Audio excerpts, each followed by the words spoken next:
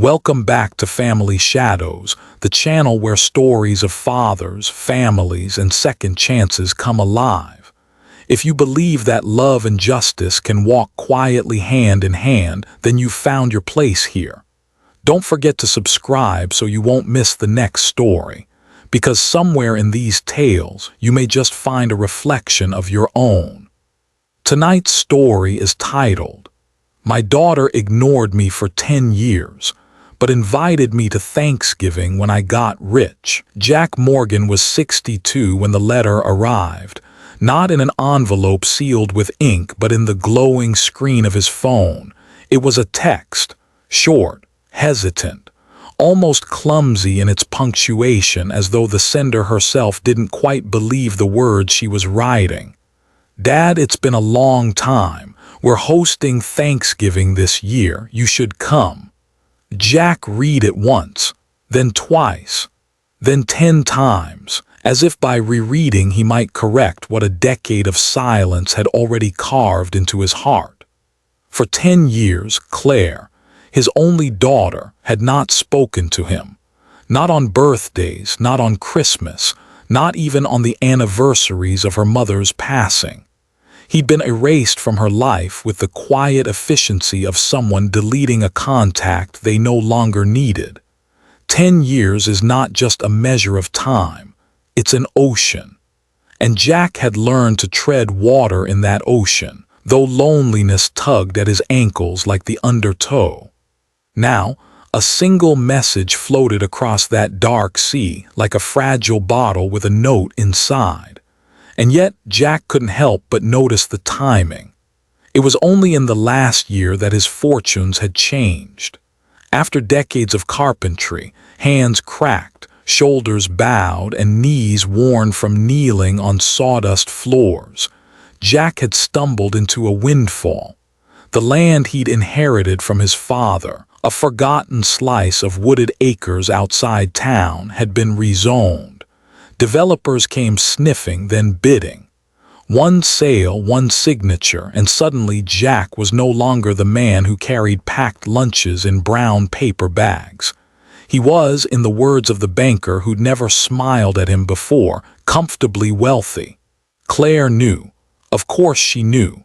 Word traveled faster in families than any newspaper. Jack sat in his kitchen, the glow of the text reflecting in his glasses. His coffee had gone cold, untouched. On the refrigerator, still held by a wooden magnet shaped like a hammer, was the last photo he had of Claire, taken on her wedding day 12 years ago. She was laughing in that picture, veil catching the light. He remembered how her mother, Nora, had leaned against his shoulder and whispered, "She looks just like you, Jack, when you were young." Nora had been gone only 2 years when Claire drifted away. Grief makes strangers of people who once shared a roof. For Claire, it seemed easier to build walls than bridges. For Jack, the silence had become his daily bread. Now, this invitation cracked the silence open. But why now? Why after 10 years of frost would she extend the warmth of a holiday table? Jack set the phone down. He looked at the empty chair across from him, the chair that once belonged to Nora.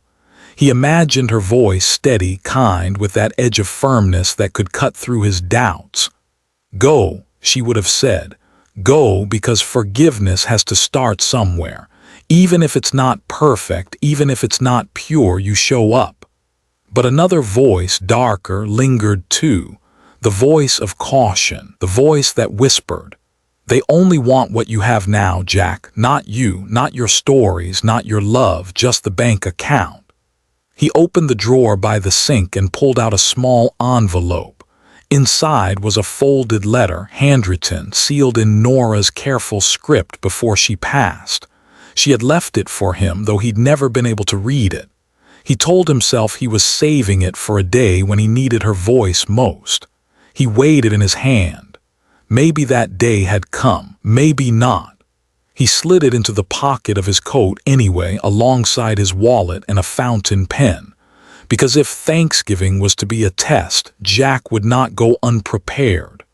That night, Jack lay awake in his bed. The ceiling fan hummed a tired song. Outside, the November wind rattled the last leaves in the oak trees. He thought about Claire's first Thanksgiving after Nora had died. She was 23 then, newly married, raw with anger at the unfairness of it all. He had tried to cook, tried to recreate Nora's pumpkin pie, failed miserably. Claire had cried at the table, then shouted, then stormed out. She never came back. 10 years. What does a father say when his daughter reappears after so long? Do you start with "I've missed you," or do you start with "Why now?" Jack didn't know. By morning, his decision had crystallized, not with joy, not with bitterness, but with the quiet weight of duty. He would go. Not for the turkey, not for the company, perhaps not even for Claire. He would go because he was a father, and fathers show up even when it hurts. He dialed the number he hadn't pressed in years. It rang, once, twice. Then a voice answered, startled. "Dad." "Yes," Jack said, voice rough as gravel. "I got your message. I'll be there." And with those words, the first crack in the wall of 10 years spread wide enough for light to slip through. The morning after his decision, Jack stepped onto the porch with his coffee and watched the light crawl across the yard. The November air had the sting of frost, the kind that reminded him winter was never too far away. He cupped the mug in both hands, not for the taste, but for the heat. The phone in his pocket was quiet now, but his mind refused silence. 10 years is not a blank page. It is a book with chapters no one wants to read again. Jack remembered those years not as days or months, but as a string of small heartbreaks. Birthdays passed with candles unlit in his home. Father's days arrived with no card, no call, no "I love you, Dad." He had learned to keep busy, to hammer wood into shapes that might distract him. Still, every nail he drove into oak rang with the echo of her absence. The beginning of the silence was sharp. It came after one fight, one night, one storm too heavy for their fragile hearts. Nora had been gone 2 years, and grief had been a guest that overstayed its welcome.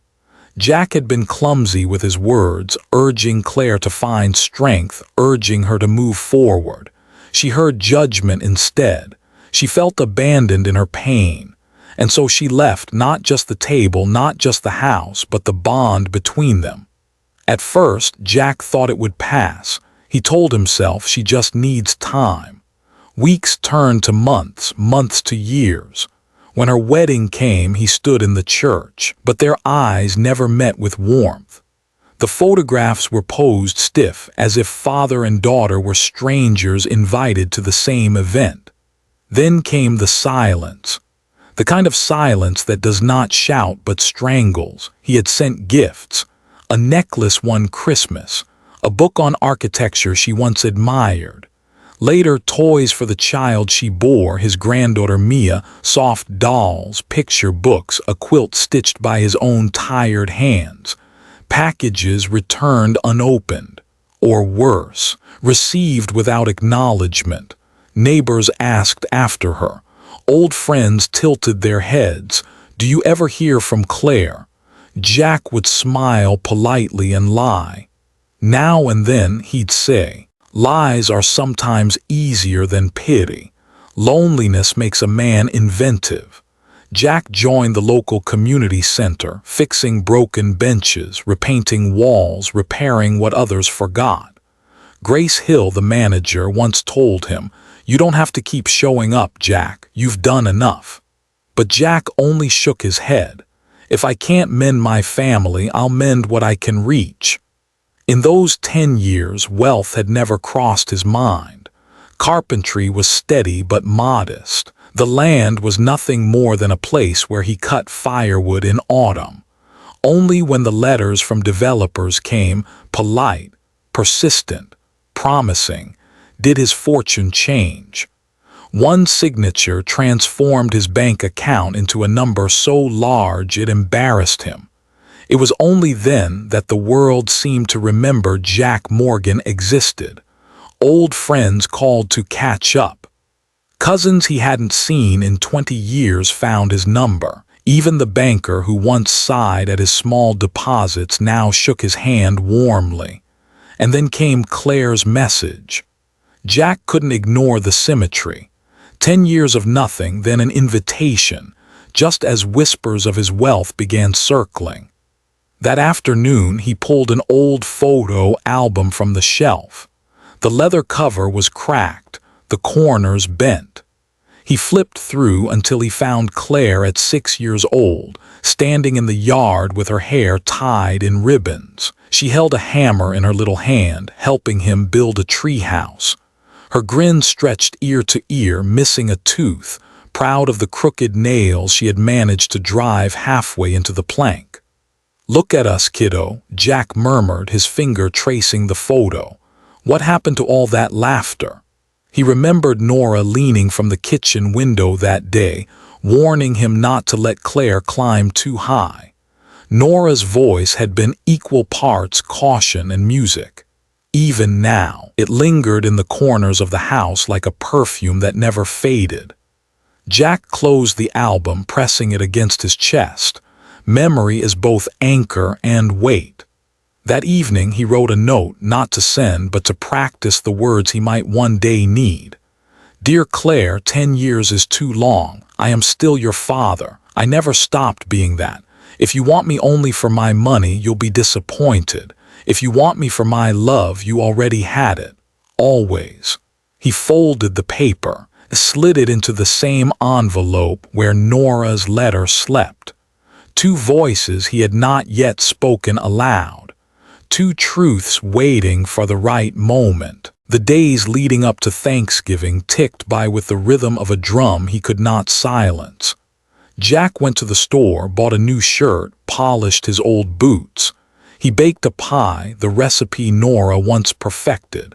It wasn't the pie that mattered, it was the memory baked inside it. He would carry it to Claire's house, even if no one ate it. On the eve of the holiday, Jack sat by the fire, staring at the flames. 10 years of silence had not burned him to ash. They had forged him, hardened him, left him scarred but standing. He wondered if Claire knew that. He wondered if she had scars too. When the fire crackled low, he whispered into the empty room, "Tomorrow, Nora. Tomorrow we see what's left." And with that, Jack finally turned off the lamp, the pie cooling on the counter, the envelope heavy in his pocket, and the ghosts of 10 years waiting to follow him into the morning. Thanksgiving morning arrived dressed in gray skies, the kind of sky that promised snow soon but not yet, holding its breath the way families sometimes do before a long conversation. Jack woke early, not because he had slept well, but because rest was impossible when memory and anticipation refused to share the bed. He shaved carefully, trimmed the wiry beard that had grown more silver than black. He ironed a shirt that still smelled faintly of cedar from the closet. And when he looked in the mirror, he saw a man who was older, yes, but not broken. By 9 o'clock the first call came. "Jack, it's Phil," the voice said, his cousin from 2 states away. They hadn't spoken in years, not since the funeral. "Heard you sold that land for a fortune. Good for you, man. Hey, we should catch up sometime, maybe talk about some investment ideas." Jack smiled without warmth. "Appreciate it, Phil. I've got to get going. It's Thanksgiving." He hung up before more could be said. Not long after, another call. An old colleague from the carpentry shop. Then another, a neighbor who had never bothered to wave until last week. It seemed word of his wealth traveled faster than any news of his health, his grief, or his solitude ever had. By noon, Jack had stopped answering. But he knew deep in his bones that if strangers were circling, then surely the whispers had already reached Claire and her husband, Evan.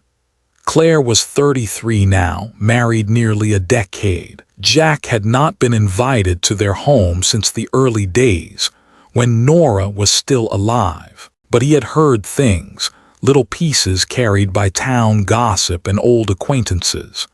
Evan was ambitious, always with a plan, always chasing the next big break that never quite caught him. A small business here, a partnership there. Each one fizzled out, leaving debts stacked like firewood. Jack had never judged, at least not aloud. Life was harder now than in his day, and everyone was entitled to dream. But he also knew ambition could turn desperate, and desperate men sometimes looked at wealth as prey instead of blessing. As Jack loaded the pumpkin pie into a worn carrier, he thought about the text Claire had sent. The words were plain, but the silence between them screamed. She hadn't said, "I miss you, Dad." She hadn't said, "I'm sorry." She hadn't even said, "I love you." She had said, "You should come." An invitation, yes, but also perhaps a summons. On the drive into town, Jack's old pickup rattled along the frost-kissed roads. Houses he had repaired in younger years still stood, their siding faded, their porches sagging. He remembered the families, the faces, the children who had once played hopscotch on sidewalks. Some had left, some had stayed, some had buried their parents in the local cemetery. Life had a way of circling back, whether you wanted it to or not. Halfway down Main Street, he stopped at the bank. Not to withdraw, not to deposit, but to collect a folder Rachel Lee had prepared. Rachel was his lawyer, sharp, calm, steady. She'd been the one who managed the land sale, who'd advised him when the zeros appeared like miracles on his statement. She was also the one who reminded him that money could be shield or it could be snare. "Are you sure about this, Jack?" Rachel asked as she handed him the folder across her polished desk. "Nothing's sure," Jack replied. "But I need to be ready. If tomorrow feels like a reunion, then maybe I won't need it. If it feels like a transaction, well, then this will speak for me." Rachel studied him, then nodded. "You're a good man. Just don't let their choices make you bitter." Jack tucked the folder beside the pie. "I've been alone long enough to know bitterness doesn't keep you warm." At Claire's house, Thanksgiving was already underway. Through the window he could see the glow of lights, the shadow of people moving, glasses lifted in laughter. The kind of laughter that should have included him all these years but hadn't. When the door opened, it was Evan who greeted him first. The man's smile was wide, practiced, like a salesman unveiling a new product. "Jack, it's been far too long," Evan said, clapping him on the shoulder as though they had never missed a beat. Come in, you look great. Retirement's treating you well, huh?" Jack stepped inside, the warmth of the house wrapping around him, carrying the smell of roasted turkey and spiced apples. He handed over the pie. "Brought this along. Recipe was Nora's." Evan's smile flickered just for a moment at the mention of her name, then returned. "Perfect. Everyone loves pumpkin pie." And then Claire appeared at the end of the hallway. For a moment, Jack forgot the 10 years. She was still his little girl, the one with ribboned hair and bright eyes. But when she spoke, her voice carried a layer of hesitation, like someone stepping onto thin ice. "Hi, Dad," she said. Jack swallowed, nodded. "Hi, Claire." It was 2 words only, but it was more than they'd exchanged in a decade. Behind her, a child peeked out, Mia, 8 years old, curious eyes wide. She looked at Jack as though trying to solve a puzzle. Is this the man from the photos? The one I've only heard in whispers? Jack gave her a small wave, gentle, careful. She smiled shyly, then darted back into the living room. Dinner had not yet started. Evan led Jack toward the den, pouring drinks with the eagerness of a man setting the stage. He spoke of plans, of projects, of opportunities. "You know, Jack, I've been working on something exciting. With the right capital, it could really take off. Family should invest in family, don't you think? Jack listened, the glass untouched in his hand. He watched Claire from the corner of his eye. She busied herself with dishes, with Mia, with anything but the conversation in the den. And in that moment, Jack knew the rumors were not rumors at all. They were the silent guest at the table, seated beside him before a single plate had been set. The money had arrived before he had. The living room was dressed in holiday clothing, garlands along the mantel, a bowl of cranberries shining like jewels on the side table, a football game muttering on the muted television.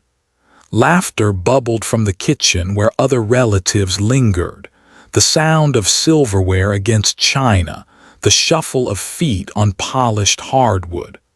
But in the den, the air was different. Evan leaned forward in his chair, elbows on his knees, eyes alive with a restless energy Jack recognized. It was the energy of a man rehearsing a pitch. "You've done well for yourself, Jack," Evan said. "Everyone's heard, and I think it's great, really. Couldn't happen to a better man, but here's the thing. Claire and we've been looking for a way to expand something for Mia's future. A little business, maybe real estate. With some help, we could." Jack let him talk. The words swirled like smoke, but Jack's attention had drifted to the photograph on the wall. It was Claire, younger, in a graduation cap, her arm looped through Nora's. His late wife's smile, proud and gentle, radiated even through the glass frame. Jack wondered if Claire ever looked at that photo now, or if it had become just decoration. When Evan finally paused, waiting for response, Jack shifted in his chair. "I didn't come here to talk business," he said quietly.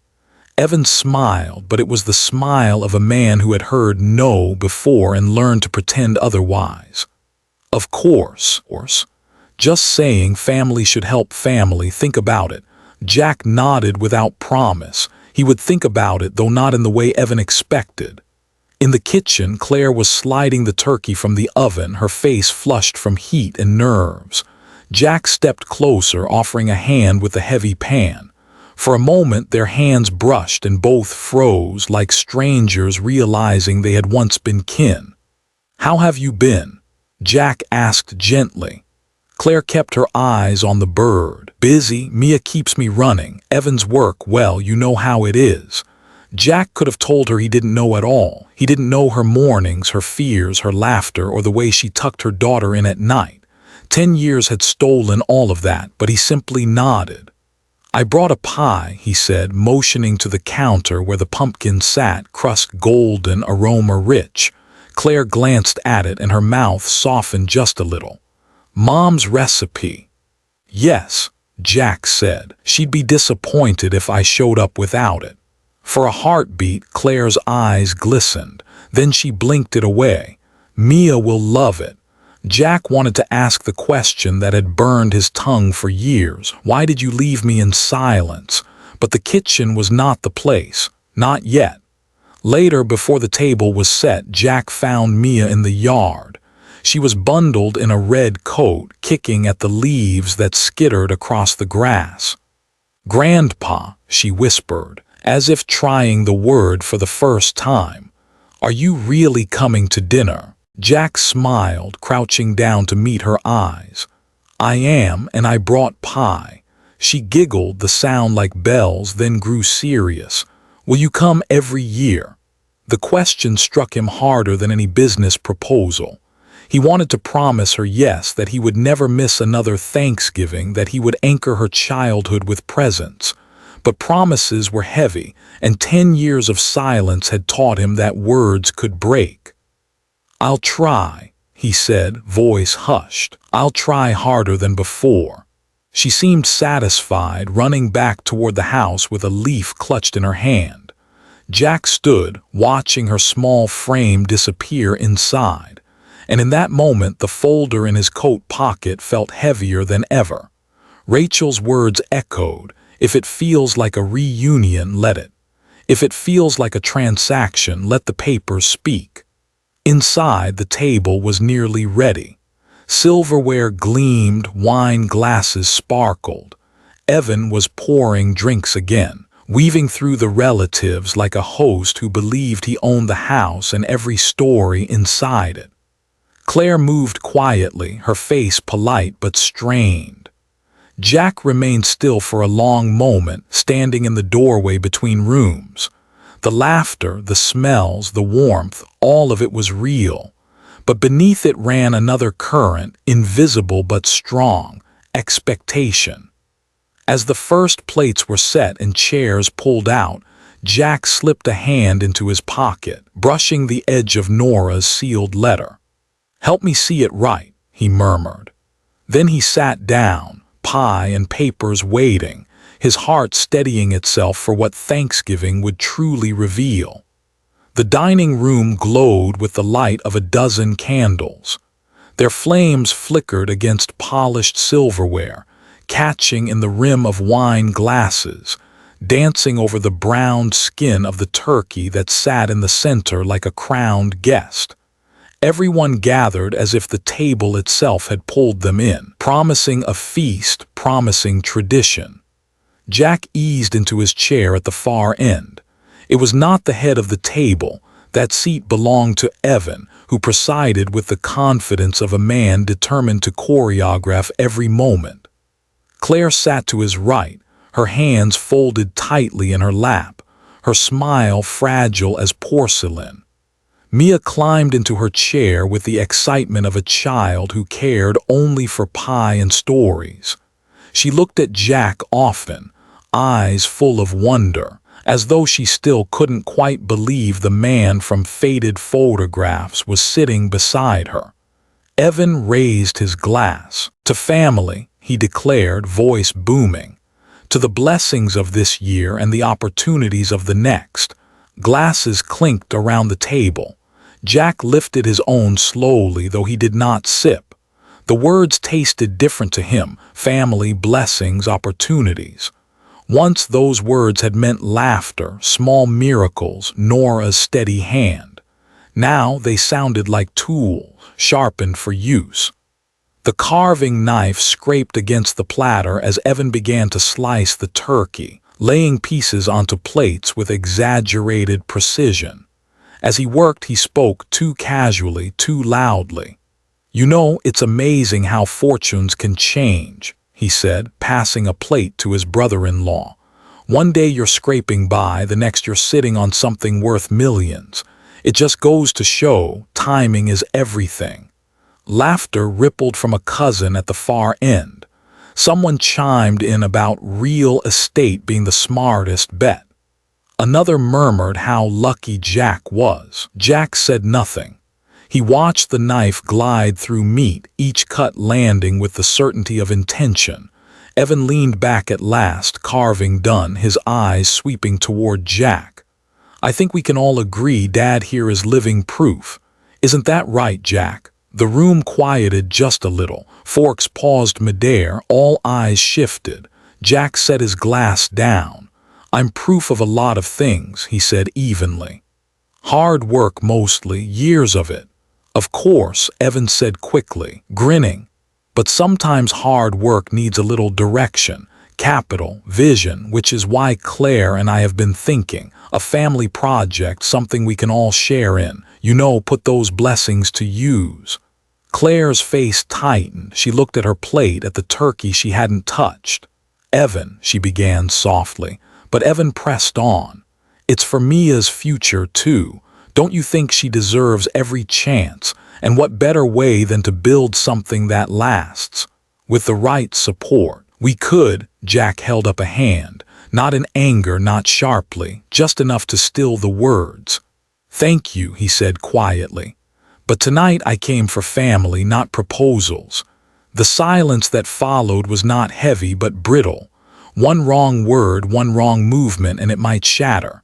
A cousin cleared his throat, filling the air with small talk about football. Plates scraped again.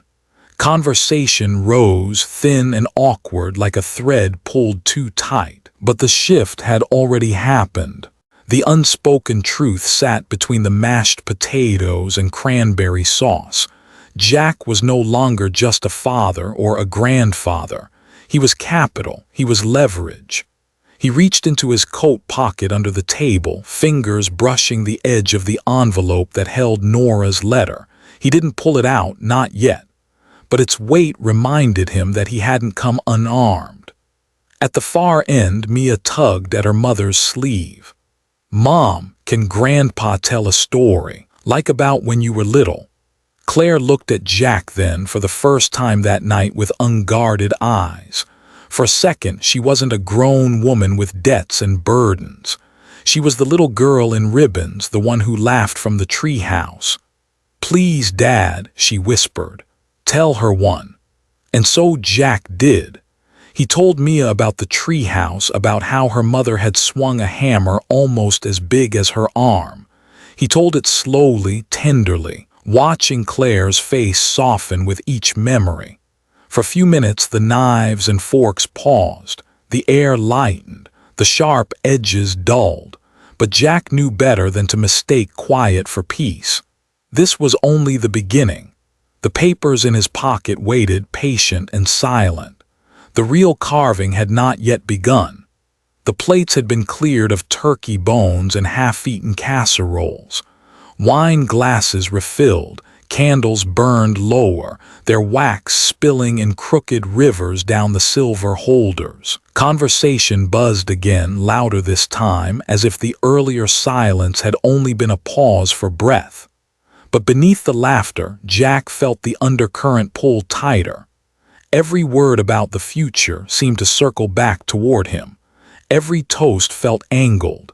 Even the smiles, warm on the surface, were edged with curiosity, calculation. Jack waited. He had spent his life waiting, for wood glue to set, for varnish to dry, for grief to soften. Patience was muscle memory. When Evan raised his glass again, clearing his throat for yet another toast, Jack knew the moment had come. To Jack, Evan said, standing now, his voice carrying over the table, "For showing us what's possible, for reminding us that hard work pays off and that family is stronger together when we share what we've been given." The words landed heavy, not praise, not gratitude, expectation dressed as flattery. Jack pushed back his chair slowly, the scrape of wood against hardwood silencing even the cousins. He stood, hands steady at his sides, and reached into his coat pocket. For a moment, no one breathed. When he pulled out the envelope, its seal unbroken, its paper yellowed with age, Claire stiffened. She recognized her mother's handwriting on the front. Jack set it gently on the table beside his untouched wine. "This," he said softly, "was the last letter Nora wrote before she died. I've kept it for 10 years. I never opened it. I thought I would know when it was time." He paused, eyes moving slowly around the table, landing last on Claire. "Tonight feels like that time." The room fell into stillness. Even Mia, who had been whispering to her cousin, sat frozen, wide-eyed. Jack broke the seal with hands that trembled not from age but from the gravity of the moment. He unfolded the letter, its ink a little faded but clear. He read aloud. "Jack, if you are holding this, it means you are facing a moment when love feels uncertain. Remember, family is not measured by money but by presence. Remind Claire of this. Remind her that she was loved first not by what she was given but by who she was. And remind yourself, if the world grows cold, that you are enough. You always were." The silence that followed was a silence different from before. It was heavy with shame, with recognition, with the sound of walls cracking. Claire's hands shook in her lap. Her lips parted, but no words came. Jack folded the letter carefully, slipping it back into the envelope. Then, from the same pocket, he drew the second item, the folder Rachel had prepared. Its corners sharp, its presence undeniable. He laid it on the table. "I've already decided what to do with what I've been given," he said. Most of it is in a trust, not for me, not for anyone here to spend freely. It's for others, for children who need homes, for students who need a chance. It bears your mother's name, Claire, the Nora Morgan Foundation. Gasps, murmurs. A cousin whispered too loudly. He gave it away. Jack continued, steady as a craftsman smoothing wood. Mia will never go without education. That's set aside directly for her. But as for the rest, it belongs to something greater than any one of us. That's the choice I made, not out of anger, out of love for your mother, for the kind of world she believed in. He looked directly at Claire now. His voice softened. If you invited me here tonight for money, you'll leave disappointed. But if you invited me for love, then it's still here. It always was. You just have to take it. The room was split wide open. Some stared, stunned, others whispered into their glasses. Evan's face hardened, jaw tight, the smile gone at last. But Claire's face crumbled. A decade of defenses gave way, her eyes glistening with tears she couldn't hide. "Dad," she whispered. "I didn't know." Jack's gaze did not waver. "Now you do." For the first time that evening he sat back down, his chair creaking under the weight of both his body and the truth he had laid bare. And around the table, no one quite knew how to speak. The quiet twist had landed, and nothing in that house would be the same again. For a long moment after Jack's words, the only sound was the faint pop of a candle wick and the soft hum of the refrigerator in the kitchen. The air had shifted. What had begun as a meal thick with expectation was now charged with something rawer, shame, anger, a fragile kind of awe. Evan was the first to break. His fork clattered against his plate as he leaned back, his jaw clenched. "So that's it," he said, voice low but edged like a blade. "You give it all away to strangers, to charities, and we sit here, what, applauding?" The words rippled down the table, making others shift in their chairs, eyes darting between him and Jack. Jack did not raise his voice. He never had to. "I didn't give it away," he said, calm as a steady tide. "I invested it, just not in the way you expected. Your mother believed in building something bigger than herself. I'm honoring that. The money is safe and it will change lives. That's more than I can say for pouring it into business schemes." Claire flinched at the word schemes. She turned to Evan, her voice shaky. "Please don't, not tonight." But Evan pressed on. "This isn't just about tonight, Claire. Think about Mia. Think about us. We've been scraping by, and here sits a man who could fix everything with a single check." He turned to Jack, his smile gone, his tone raw. "And you're telling me you'd rather throw it at kids you don't even know?" Jack's eyes held steady, though inside his chest something twisted. He looked down the table at Mia, who sat wide-eyed, confusion swirling in her little face. "I do know a child it will help," he said gently. "She's sitting right there." The words struck harder than Evan expected. For the first time that night he faltered, his mouth opening, then closing as if words had abandoned him.